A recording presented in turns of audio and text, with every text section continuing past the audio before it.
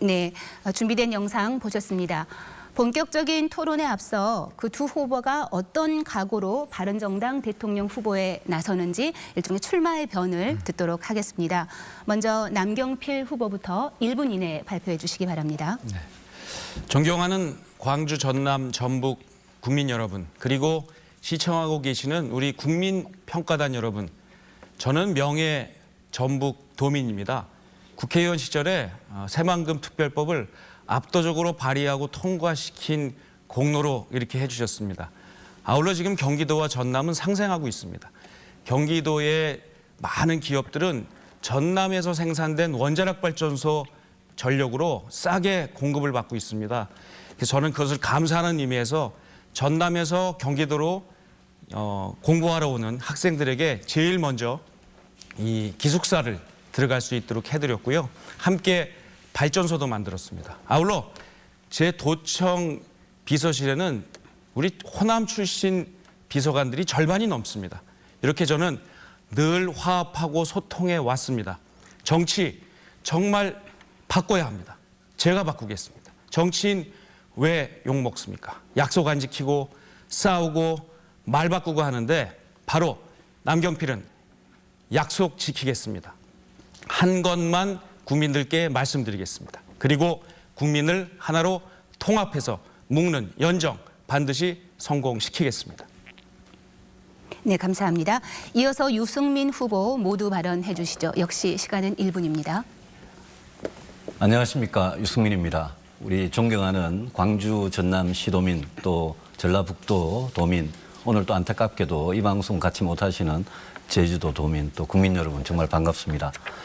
저 유승민입니다. 바른정당에 이번에 대선 후보로 나왔습니다. 저희들이 박근혜 정부를 탄생시킨 책임으로부터 자유롭지 못합니다. 그 점에 대해서는 제가 충분히 사과를 드립니다. 그러나 이제 새로운 보수로 거듭나기 위해서 바른정당을 시작을 했습니다.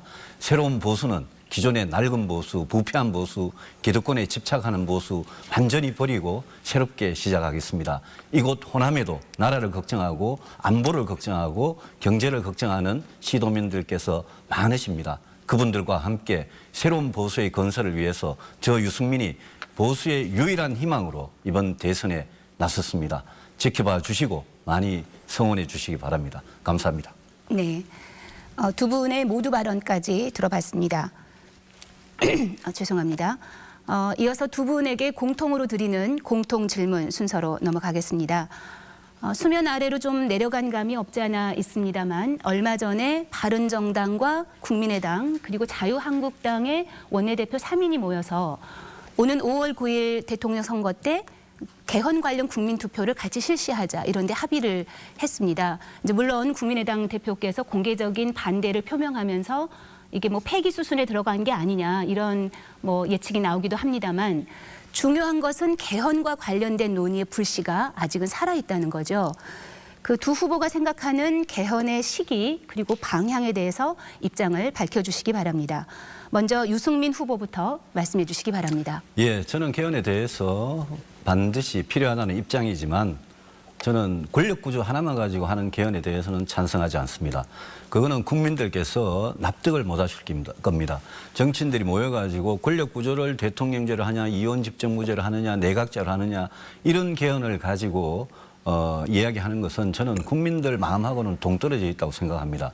또 국회에서 국회의원들이 추진하는 이원집정부제라는 개헌보다는 저는 늘 우리가 선진국 수준으로 올라갈 때까지는 4년 중임제 개헌이 맞다고 생각을 하고 또 그 이전에 권력구조 이전에 국민의 어떤 기본적인 권리, 기본권과 관련된 거 또 지방 분권하고 관련된 거 또 어떤 삼권 분립에서 우리가 그동안 고칠 점 이런 것들을 전반적으로 30년 만에 개헌을 하면서 전면적인 개헌이 돼야 된다고 생각하고 그런 아주 충분한 개헌을 하기 위해서는 이번 대선에서 국민투표에 붙이는 건 너무나 성급한 거다 그렇게 생각합니다. 저는 대선 공약으로 개헌을 내년 지방선거에 붙이겠다 이렇게 말씀을 드리고 그 사이에 정치권과 특히 국민들께서 이 개헌 문제에 대해서 공감을 하시는 그런 안이 나올 때 그거를 비로소 우리 정치권이 추진할 수 있다 그렇게 생각을 하고 그런 점에서 이제 일관되게 주장해왔고 그런 점에서 이번에 3당이 합당한 개헌에 대해서는 조금 시기상조다 그렇게 생각합니다. 네. 이어서 남경필 후보 얘기해 주시죠. 시간은 1분 30초입니다. 이 박근혜 대통령 탄핵 그리고 최순실 국정농단 이 근본 원인은 바로 권력이 하나로 집중된 데 있습니다. 그렇기 때문에 이 집중된 권력을 분산시켜야 합니다. 그것이 바로 개헌의 핵심이죠. 반드시 해야 합니다. 시기는 빨리 할 수 있으면 좋겠습니다만 현실적으로 대선 기간 때 하는 것은 어려워 보입니다. 그렇지만 내년 지방선거 때는 국민들께 여쭤보고 개헌을 하는 방향으로 가야 합니다. 내용은 이렇습니다. 지금 국민들은 대통령을 직접 선출하고 싶어 하십니다. 근데 이 국회하고 대통령이 늘 싸웁니다. 아무것도 못합니다. 그러니까 대통령과 국회가 서로 선출돼서 서로 협업하고 협치하고 연정하는 그러한 제도. 그래서 우리 대한민국이 해야 되는 국방, 안보, 통일, 경제, 노동 이런 여러 개혁들을 30년을 놓고 개혁할 수 있는 일관성 있는 정책을 갈 수 있도록 여야가 서로 힘을 합하는 제도. 바로 경기도가 하고 있는 이러한 연정의 형태. 바로 협치형 대통령제가 정답이죠.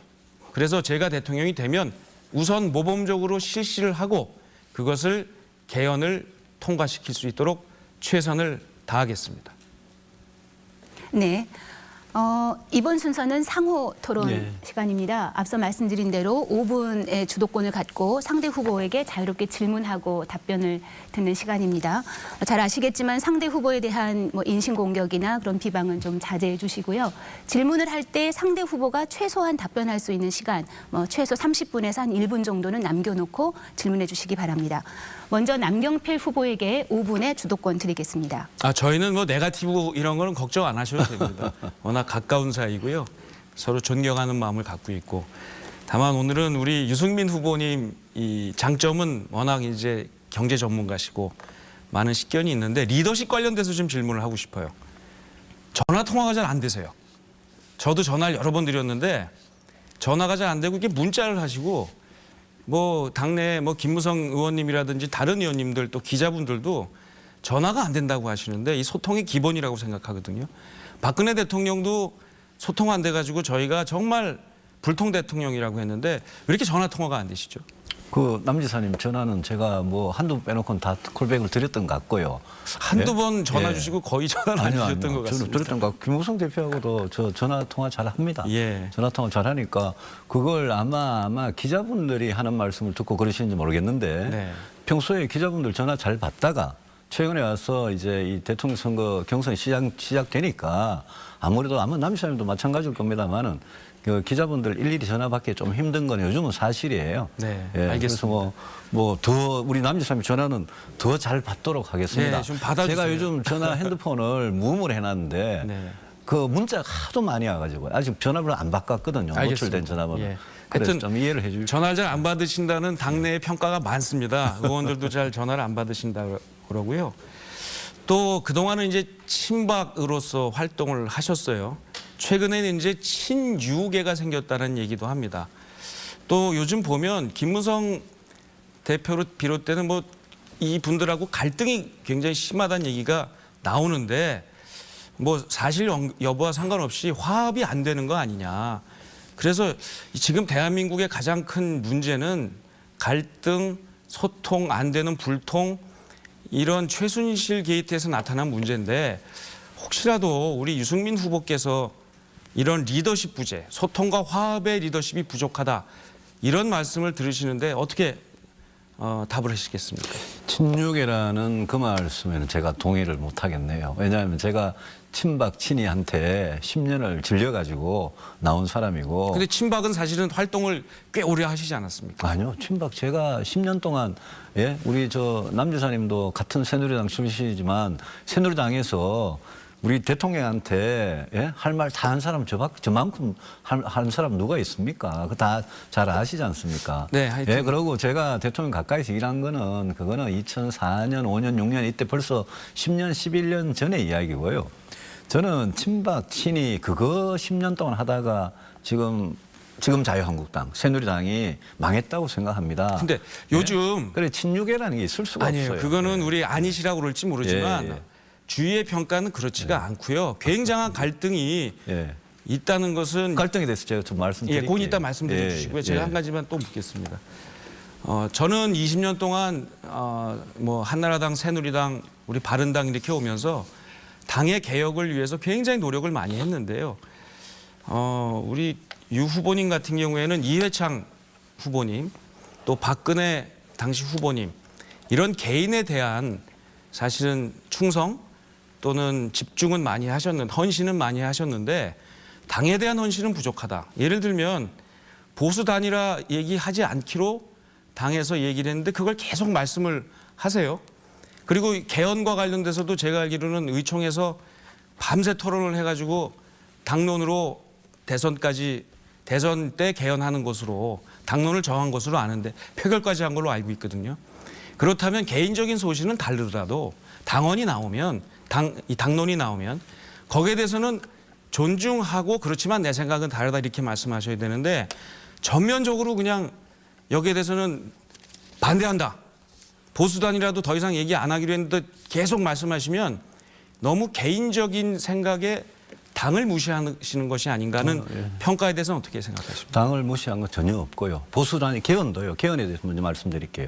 개헌은 분명히 그날 정할 때 3당 다른 당하고 합의하기 위한 안을 만들어 달라 이래서 안을 만든 거고 국회의원은 자기들 개헌안이 국회에서 표결될 때 자기 소신대로 할 의무가 있습니다. 네. 그래서 제가 분명히 이 자리에 계시는 많은 분들이 다 이 개헌안에 100% 동의하는 거 아니니까 개헌안을 표결할 때는 우리 각자 소신대로 다 하는 그건 그렇죠. 거다라고 다 이야기된 겁니다. 근데 당론에 대해서 아니요, 너무 잠깐 말씀. 주도를 하시는 시간이니까 네. 그다음에 보수 단일화는요. 제가 말씀드리는 보수 단일화 국민의당과 자유한국당이 개혁을 하고 나면 이 양쪽에 다 열린 보수 단일화는 우리 남지사 말씀하신 연정하고 크게 다를 게 없습니다.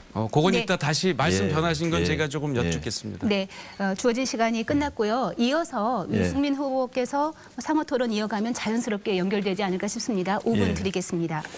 저는 이 질문을 한번 드려보겠습니다. 저는 대구에서 국회의원을 4번째 지금 하고 있고요. 그다음에 대구에서 국회의원을 오래 하다 보니까 지방 경제가 어려운지를 굉장히 심각하게 느낍니다. 네. 우리 남지사님은 이제 경기도지사를 하셨고 수원의 국회의원을 오래 하셨는데 이곳 광주, 전남도 정말 지방 경제의 어려움 이거는 대한민국 전체 경제가 어려울 때는 지방 경제는 뭐 그 2배, 3배로 어렵거든요. 그렇습니다. 그리고 대구 같은 경우에 광주 같은 경우에 계속 그냥 선거 있을 때마다 총선이든 대선이든 일방적으로 어느 당 어느 후보한테 극단적인 선택을 하다가 지금 대구 같은 경우에는 20년 넘게 1인당 GRDP가 전국 꼴찌고요. 꼴찌에서 2등이 광주예요. 그래서 저는 대구 가든 광주 가든 이 내륙도시 2개가 보면 정말 어떻게 보면 실속 없이 정치적으로는 극단적인 선택을 하면서 1인당 생산, 1인당 소득은 전국에서 최하위고 이건 좀 벗어나야 된다. 그래서 저는 제가 대구든 광주든 이런 지방에 있던 사람으로서 지역 균형 발전이나 지방 분권이나 아니면 지방을 살리기 위한 획기적인 정책 이런 데 제가 관심이 굉장히 많습니다. 그리고 남지사께서는 이제 주로 수도권에 계셨기 때문에 수도권 규제 완화나 그런 쪽으로 오히려 좀 중점을 두시고 이 지방 경제를 어떻게 살리면 좋을 건지 그 점에 대해서 좀 말씀을 해 주시면. 근데 그 말씀 드리기에 앞서서 예, 예. 유 후보님께서 네. 대구에서 4선 국회의원을 하셨는데 네. 대구 경제가 엉망이다라고 얘기를 하시면 네. 먼저 반성부터 좀 하셔야 되지 예, 않을까 늘 반성하고 있습니다. 하는 예. 생각입니다. 예. 왜냐하면 제가 대구도 가보지만 예. 정말 어떤 얘기까지 나오냐면 거대한 양로원이다. 예. 대구에 제대로 된 생산기지가 없고요. 예. 그냥 배드타운화 되는데 그리고 거기에 좀 대해서 대책을 좀 말씀을 예, 해달라고 그 제가 문제에 질문을 대해서는 드렸어요. 정말 예. 책임감을 좀 느끼셔야 된다고 예, 보고요. 예. 결국 핵심은 일자리입니다. 예. 일자리를 만들어내는 예. 것이 핵심인데요. 그 일자리는 지금 제가 경기도에서 하고 있는 공유적 시장 경제 모델이 답입니다. 정부가 플랫폼을 깔아주고요. 여기에 척박합니다. 대구, 광주 굉장히 척박한 가운데 공유 경제 플랫폼을 정부가 만들어 드리고 그 공유 경제가 뭔지 좀 시청자들한테 예를 들면 쉽게 이런 거죠. 설명을 좀 해주시죠. 이 광주는 지금 자동차를 가지고 지금 승부를 보려고 하고 예. 있어요. 자율차도 대구, 광주가 지금 다 전기차에서 하고 있거든요. 그럼 중앙 정부가 뭘 해야 되느냐? 또 이 지방 정부가 뭘 해야 되느냐? 마치 판교 테크노밸리와 같은 이런 테크노밸리 플랫폼을 깔아드려야 합니다. 근데 그동안 지방에서 왜 실패했느냐? 땅 장사를 했어요. 정부가 공단을 개발하면서 거기다가 돈을 얹어서 비싸게 하니까 공장이 안 들어옵니다. 정부가 오히려 예산을 놓고 정책을 놓고 인프라를 깔아서 땅값을 오히려 떨어뜨리는 방식으로 공단을 만들어줘야 하는 제가 거죠. 조금 말씀을 드리면 그 경기도에서 일자리가 늘었다 그러시잖아요. 네. 근데 그걸 늘 이렇게 우리 대회 있을 때마다 말씀 많이 하셨잖아요. 네. 근데 이제 경기도에서 일자리 는 게 그게 사실은 서울에 전세값이 너무 비싸져 가지고 서울에 이미 직장을 구하고 있던 사람이 경기도로 인구가 유입 이사를 가가지고 그래서 취업자 수가 는 게 대부분이거든요. 대부분은 아닙니다. 그런데요. 대부분은 아니고 그런데 통계가 거의 한 80%좀 돼요. 그렇지 않습니다. 그런데 그게 이제 이 경기도나 서울, 인천, 경기 이쪽은 그냥 가만히 있어도 지방에서 젊은 애들 그쪽으로 자꾸 가잖아요. 그래서 제가 말씀드리는 거는 그는 뭐 공유 경제 이런 것보다 대통령이 되시면 광주나 대구나 진짜 낙후된 어려운 지방 경제 살리기 위해서 내가 그 플랫폼을 깔고 그 뭐 다 좋으신데요. 내가 뭐 이런 거 하겠다라는 게 뭐 좀 없을까요? 다른 제가 그래서 광주에다가 이 판교 테크노밸리 같은 테크노밸리를 만들겠다고 했습니다. 그런 거는 이제 그게 한 70만 개 창업이나 이런 거 하고 이렇게 연결이 되는 겁니까? 지방 대학하고 지방 대학과 이 연구소 생태계 이런 것들이 모두 다 모여야 가능한 거고요. 거기에 핵심이 뭐냐면 그동안 정부가 이런 걸 하면서 땅 장사를 했기 때문에 문제가 된 겁니다. 예, 알겠습니다. 저도 그런 점에서는 그 판교에 있는 테크노밸리 같은 게 광주에도 대구에도 생겨가지고 산학연이 이렇게 같이 모여가지고 거기서 진짜 청년들을 위한 일자리가 생겨나면 청년들이 안 떠날 거예요. 그래서 그런 부분을 아마 좀 한번 같이 저도 굉장히 그 점에서 동감인데 같이 한번 해봤으면 좋겠다 그런 생각이 그리고 듭니다. 수도 이전 같은 과감한 이 지방 균형 발전 정책이 필요합니다. 저는 경기도지사를 했지만 수도권 규제 풀자라는 얘기를 안 했어요. 합리적으로 조정하자는 얘기 정도만 했고요. 네. 지방과의 상생이 저는 굉장히 중요하다고 생각합니다. 뭐 시간이 짧을 정도로 아주 후끈 벌써 달아오는데요. 오늘 갑론을박은 바른정당의 대선, 경선 후보 초청 토론으로 함께하고 있습니다. 이어서 다시 두 후보에게 공통으로 드리는 질문입니다. 지금 대한민국의 보수가 위기에 처해 있다. 구심점을 잃고 어려움을 겪고 있다. 이런 평가를 받습니다. 바른정당 대선 후보로서 진정한 보수의 역할과 또 그 방향에 대해서 얘기해 주시기 바랍니다. 먼저 유승민 후보부터 답변해 주시죠. 1분 30초입니다. 진정한 보수라는 그거는 지금 자유한국당은 보수라는 이름을 써서도 사실은 안 됩니다. 그런데 자유한국당 전체가 그런 게 아니고 지금 박근혜 대통령과 박근혜 대통령을 마치 신을 모시듯이 모시는 소위 말하는 진박이라는 이 세력들은 지금 탄핵도 반대하고 헌법재판소가 결정을 했는데도 승복하지 못하고 불복을 하고 있습니다. 저는 이런 세력들하고는 손을 잡을 그런 생각이 전혀 없고 그런 세력은 보수라고 부를 수가 없고요. 이 사건 자체가 결국은 대통령과 측근들의 부패 사건이었습니다. 저는 어떤 일이 있더라도 부패와는 절연을 하겠습니다. 보수가 새로운 보수, 우리가 새로운 보수를 하기 위해서 이렇게 거리로 나왔는데 새롭고 개혁적인 보수는 깨끗해야 되고 낡은 보수, 기득권에 집착하면 안 되고 낡은 보수의 방식을 버려야 되는데 안보는 튼튼하게 해야 돼. 제가 사람들이 먹고 사는 문제, 그런 문제는 개혁적으로 하겠다는 게 그게 새로운 보수의 모습인데 그 기본은 부패와 절연이 돼야 된다고 생각합니다. 지금 자유한국당 후보 중에 부패 문제로 재판을 받고 계시는 분이 출마를 하려 그런다든지 지금 민주당 후보 중에 과거 재벌들한테 돈을 받았던 사람이 그래서 감옥까지 살고 나온 사람이 대통령 후보로 나서는 거 이런 거는 저는 새로운 보수 입장에서는 결코 용납될 수 없고 이해될 수 없는 문제다 그렇게 생각합니다. 네, 이어서 남경필 후보 말씀해 주시죠. 이 정치인들이 왜 욕을 먹습니까? 첫 번째는 국민하고 별 상관없는 권력 다툼으로 싸움만 하는 것. 두 번째는 될 때는 이 말하다가 되고 나선 약속을 안 지키는 것. 그리고 세 번째는 말 바꾸고 거짓말하는 것 때문에 국민들이 화가 나는 겁니다. 박근혜 대통령이 이런 모습을 보였죠. 자유한국당이 지금 이런 모습을 보이고 있습니다. 그렇게 국정농단 해놓고 반성하지 않고 또 권력을 나누려 하지 않았습니다. 지금 저는 민주당의 문재인 후보도 이렇게 또 모습을 보이고 있습니다. 그러면 보수가 바로 서서 약속을 지키고 자유를 수호하고 경제를 튼튼하게 만들고 그리고 안보를 강하게 만드는 것. 이것이 바로 보수가 가야 되는 길입니다. 자유를 존중하고 상대방을 포용하고 통합의 길로 가는 것. 이것이 바로 보수의 길입니다. 제가 바로 보수입니다. 저같이 늘 변화를 추구하면서도 지킬 것은 지키는 것. 이것이 보수의 모습입니다. 지금 자유한국당에서 저렇게 아직도 최순실 옹호하고 대통령 탄핵을 아직도 반대하는 저 사람들이야말로 수구입니다. 바로 남경필 같이 자유와 핵심 가치를 지키면서 변화해 나가려는 새로운 세력, 바로 바른정당이 앞으로 해 나가겠습니다. 네, 감사합니다.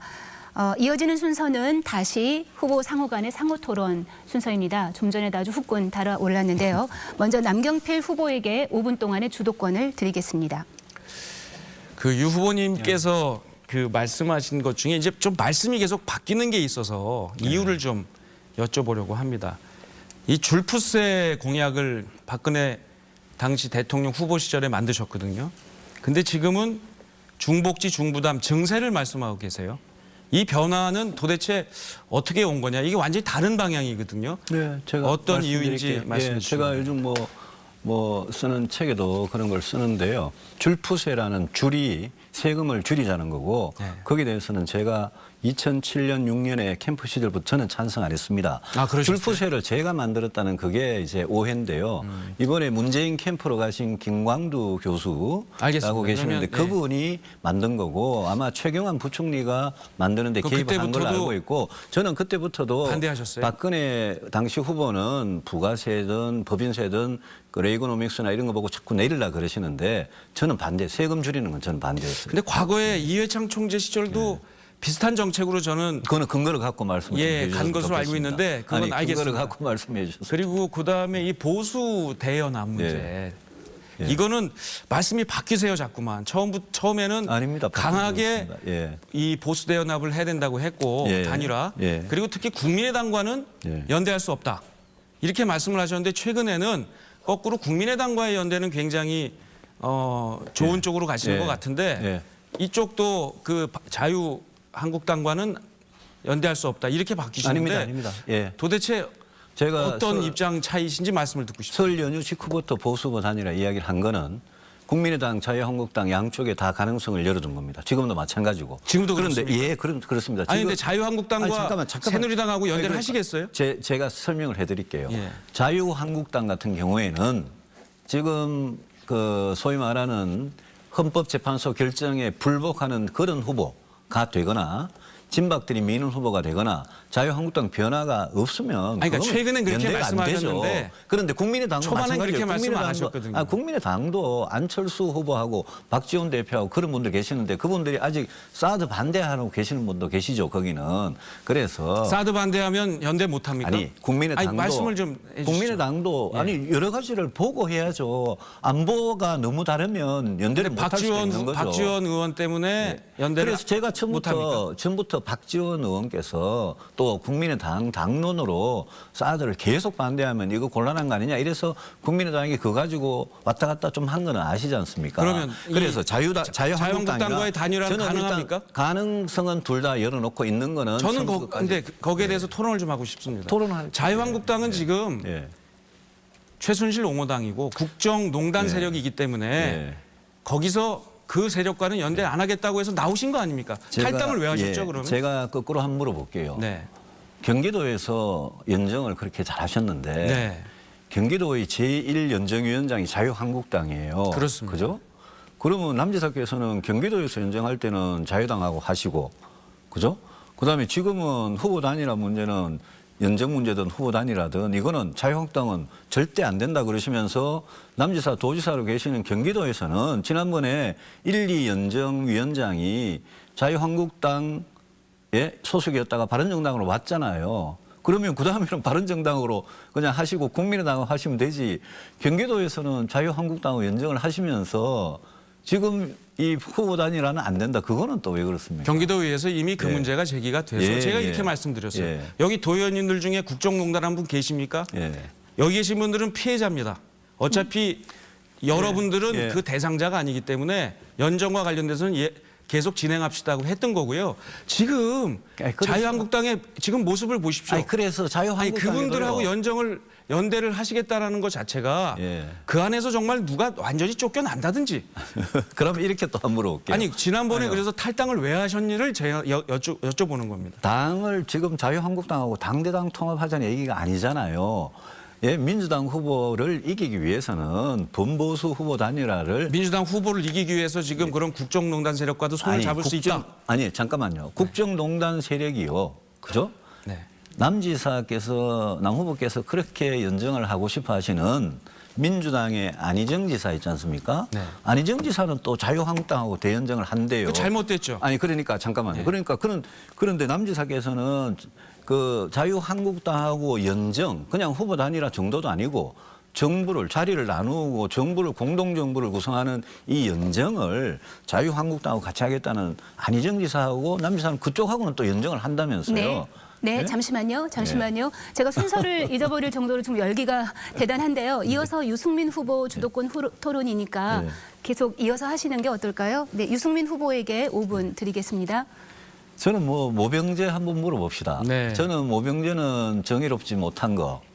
그다음에 없는 집 자식들만 군대 전방에 보내고 부잣집 자식들은 합법적으로 군을 면제하는 거. 또 모병제를 하면 뭐 그 예산 어마어마한 예산 이전에 그 일단 군에 그렇게 안 올라 그럴 거다. 그래서 지금 대만도 몇 년째 모병제로 갈라 그러다가 지금 모병제로 못 가고 있고 결국 징병제로 계속 하고 있고 스웨덴이나 노르웨이나 우리같이 남북이 이렇게 대치된 상황도 아닌 그런 북유럽 국가들도 지금 모병제 하다가 다시 징병제로 돌아가고 있고 심지어 뭐 남녀 전부 다 군에 가는 그런 징병제로 돌아가고 있고 그래서 세계에서 제일 군사적 긴장이 높은 우리 대한민국에서 예? 지금 모병제를 할 수 있냐 그게 과연 정의롭다고 생각하시는지 그다음에 모병제를 하면 그러면 우리가 지금 전방에 철책선에 있는 자식들이 북한의 어떤 지뢰 도발로 다리가 날아가고 이러면 전부 다 우리 자식들이라고 생각하고 안타까워하는데 근데 모병제를 하면 과연 국민들께서 저기 군대에 가 있는 우리 병사들이 정말 우리 아들이다 이렇게 생각할 건지 그게 시민의 의무, 시민의 책임을 이렇게 돈으로 이렇게 해결해도 되는 건지 또 모병제를 하면 병력이 지금 2022년, 23년부터 가면 부족해지는데 그 부분 어떻게 해결하시려고 그러는지 그래서 좀 한번 모병제 가지고 저하고 토론하기를 네. 아주 오래전부터 원하셨으니까 한번 시원하게 말씀해 보십시오. 아 정말 감사합니다. 이렇게 기회를 주셔서. 예, 예. 그리고 좀 이따 답변을 좀 해주세요. 그럼 지금이 정의롭다고 생각하시는지 지금이야말로 지금도 문제가 우리 있습니다. 사회가 예, 예. 가장 금수저 수저로 나온 여러 가지 이유 중에 하나가 군대 문제입니다. 돈 있고 빽 있는 사람은 군대 잘 안 가고 가더라도 좋은 보직을 얻죠. 지금 그래서 오히려 정의롭지 못한 것의 근본에 이 군의 문제가 있습니다. 제 공약을 다 이제 안 읽어보시고 비판을 하셔서 그래요. 제 공약은 2022년부터 약 5만 명의 병력이 모자라기 때문에 그 5만 명의 병력을 어떻게 충당할 겁니까? 답이 있으세요? 그 답도 좀 해주시기 바랍니다. 방법은 기간을 늘리는 방법밖에 없어요. 3년 이상 되는 군인을 뽑아야 되는데 그걸 어떻게 징병으로 가능하게 합니까? 제가 그러니까 아니 5년 그 5만 명부터 예. 2023년 도래하는 인구 절벽 때문에 생기는 인구 부족을 5만 명부터 징병제로 모병제로 바꾸자는 겁니다. 그리고 나서 3년 근무를 시키고 천천히 바꿔서 남북 관계 이런 관계를 보면서 아니 모병제로 어떻게 한꺼번에 전환을 합니까? 남 후보 말씀하시는 그러니까 모병제라는 게 잠깐만요. 예, 완성이 되는 거는 그러면 언제쯤 완성이 그거는 됩니까? 지금 예. 언제까지라고 예단할 수는 없습니다. 예. 그것은 남북 관계까지 봐야 되고요. 예. 병력의 감축 이런 걸 봐야 되는데 그 제가 일단 지금부터 예. 시작을 하지 않으면 예. 제가 대안을 그러면 여쭙고 싶어요. 그러면 남 지사님 말씀하신 모병제라는 거는 일부 병력 중에 일부만 모병제로 하고 나머지는 진병제를 유지하는 그걸 말씀하시는 그래서 거죠? 점차 전환을 해서 예. 끝단에 가서는 모병제로 가야죠. 예. 그러나 그러면 차라리 부사관을 조금 늘린다든지 근데 그런 우리 방법은 어떻게 생각하세요? 후보님이 그 말씀을 하셨던데 예. 지금 부사관도 예. 잘 충원이 안 됩니다. 예. 이것은 국가가 예. 명예로운 공무원으로 인정을 해주고요. 예. 이 길로 들어오면 지금 말씀하시는데 아니죠. 병을 공무원 월급을 줄 공무원 정도로 대우를 해줘야죠. 예, 그래 할 것 같은 부사관은 당연히 할 수 있는 거 아니겠습니까? 그러나 예. 제가 볼 때는 군 일반 사병을 그렇게 예. 모집해서 점차 부사관으로 모두 이 군대를 바꿀 수가 없으니까 아니요. 그런데 그 저는 모병을 뭐, 통해서 이 모든 사병을 바꿔나가게 되면 무슨 장점이 있냐면 예. 여성들에게 일자리가 열립니다. 그리고 이 남경필 후보께서 평소에 저는 뭐 굉장히 정의로우신 분이라고 생각하는데 이 모병제에 대해서는 조금 저는 제가 국방위를 8년을 있으면서 이 문제를 굉장히 좀 깊이 고민을 했고 우리 남 후보께서 모병제 말씀하시기 전부터 저는 반대했어요. 그러니까 뭐 제가 남 후보님이 모병제 말씀하셨다 반대하는 게 절대 아닙니다. 그런데 이거는 정말 우리 지금 안보 현실에서는 좀 굉장히 심각한 문제가 있을 수 있고 제가 아니 역으로 그게 말씀드릴게요. 저 부잣집 아들이 지금 합법적으로 군대 못 가는 방법이다. 이 점에 대해서는 어떻게 생각하십니까? 그러니까 지금 예. 발언 시간이 별로 없는데요. 예. 안보를 위해서 지금 모병을 해서 5만 명을 채워야 됩니다. 그렇지 않으면 예. 펑크가 납니다. 두 번째, 군대 제대로 네. 대우를 해주면 되고요. 그다음에 네. 제가 대통령이 되면 예. 네, 여기까지 장관. 듣고 가겠습니다. 예. 정해진 시간이 이 답변 시간을 안 주시면 너무 아쉽네요. 답변 제가 많이 드렸어요. 네, 저희가 아니, 근데 정해진 규칙이 있기 때문에 뭐 10초 아쉬운 남겨놓고. 게 있겠지만 조금 따라주시기 바랍니다. 다시 이번에는 두 후보께 공통으로 드리는 공통 질문입니다. 보수 정권 10년 동안 지역 균형 발전이 대단히 후퇴하고 또 지방 분권이 위축됐다 이런 평가를 받지요. 여기에 호남 소외론까지 덧붙여 있는데요. 대통령이 되신다면 지역 불균형을 어떻게 극복할 것인지 또 호남 소외론 관점에서 한번 얘기해 주시면 감사하겠습니다. 먼저 유승민 후보시고요. 답변 시간은 1분 드리겠습니다. 1분입니까? 네네.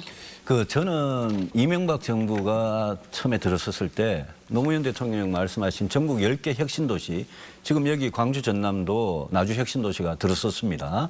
그래서 한전이 내려오고 그래서 광주 전남이 에너지를 하려고 그러고 저는 그 혁신도시를 이명박 대통령께서 백지화 시키려고 그럴 때 제가 여기 최인기 의원님, 전 의원님하고 제가 혁신도시 모임을 만들어 결사 반대해서 그걸 얻어낸 사람입니다. 그리고 저는 여기 광주의 아시아 문화 중심 도시, 그것도 저는 지역주의에 전혀 관계없이 법 개정을 찬성해서 뭐 보수 쪽에서 욕을 많이 먹었습니다만은 그건 필요하다고 생각해서 했습니다. 저는 지방 경제 살리기 위해서는 이제까지 우리가 생각하지 못했던 그런 과감한 조치도 늘 필요하다고 생각하는 사람이고 지역 균형 발전의 철학을 정말 정치 시작하면서부터 갖고 있는 사람입니다. 제가 대통령이 되면 지방 경제 살리기, 지역 균형 발전, 지방 분권 반드시 추진하겠습니다. 네, 여기까지 듣겠습니다. 이어서 남경필 후보 말씀해 주시죠. 역시 1분입니다. 네, 아까 말씀 못 드린 정의로운 대한민국을 위해서 말씀을 드리면 제가 대통령이 되면 장관, 군대 안 갔다 온 사람 쓰지 않겠습니다. 그리고 바른정당이 앞으로 이 국회의원 후보들 군대 갔다 오지 않은 사람들 불이익할 겁니다. 이렇게 해서 잘 살고 힘 있고 빽 있는 사람들, 아들들, 본인들은 군대 안 갔다 오면 손해받는 그런 세상을 만들고 정의로운 세상을 만들겠습니다. 그리고 모병제로 튼튼한 국방을 만들겠습니다. 지역 관련돼서는 이미 말씀드린 대로 제일 중요한 게 일자리입니다. 일자리를 만드는 것에 첫 번째는 중소기업이 잘 되는 거고요. 두 번째는 스타트업, 새로운 신생 기업들이 생겨나야 합니다. 그중에서도 4차 산업혁명 시대, 광주는 지금 자율주행 자동차 그리고 전기차에 힘을 쏟고 있습니다. 이 테크노밸리, 제가 경기도에서 해본 역량과 힘으로 대통령이 되면 이 광주 지역을 첨단 산업 지역으로 만들겠습니다. 네, 벌써 토론을 마무리할 시간입니다.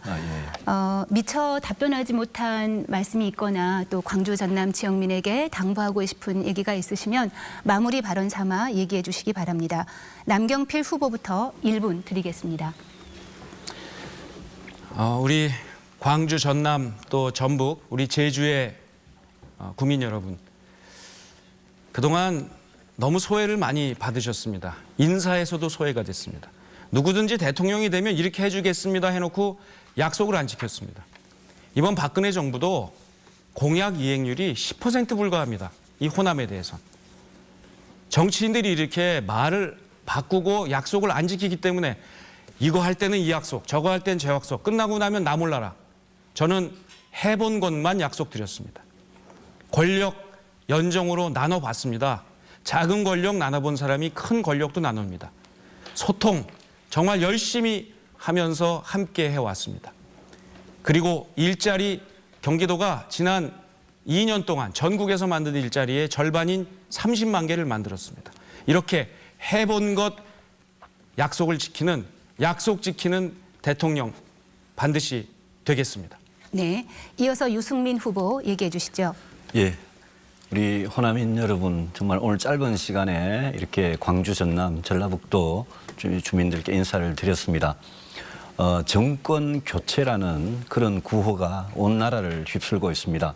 정권 교체는 이 정권이 싫으니까, 박근혜가 잘못했으니까 무조건 반대편을 찍겠다 이런 겁니다. 그런데 다음 대통령은 취임을 하자마자 경제 안보 위기부터 극복을 해야 됩니다. 그리고 수십 년 동안 쌓여온 여러 가지 문제점으로부터 정말 근본적으로 개혁을 해내서 우리 대한민국을 정말 망가뜨리는 저성장, 저출산, 양극화 이 문제 해결해야 됩니다. 그래서 이제는 대통령 탄핵이라는 사태가 끝났기 때문에 정말 지금 나온 대선 후보 중에 누가 깨끗하고 누가 경제위기, 안보위기 잘 극복할 수 있고 또 저성장, 저출산, 양극화 극복할 수 있는 그런 근본적인 개혁을 해낼 수 있는 능력과 철학이 있는 후보인지 잘 살펴봐 주시기 바랍니다. 감사합니다. 네, 오늘 아주 짧지만 알찬 토론 펼쳐주신 두 분 모두 감사합니다. 예, 고맙습니다. 바른정당 대통령 후보에 도전하는 두 분 후보와 함께한 토론 어떻게 보셨습니까? 오늘 토론한 두 분 가운데 바른정당의 대통령 후보가 선출됩니다. 끝까지 선의의 경쟁을 통해 우리 국민 모두에게 진정한 보수정당 후보로서의 면모를 보여주시기 바랍니다. 오늘 순서 여기서 마칩니다. 고맙습니다.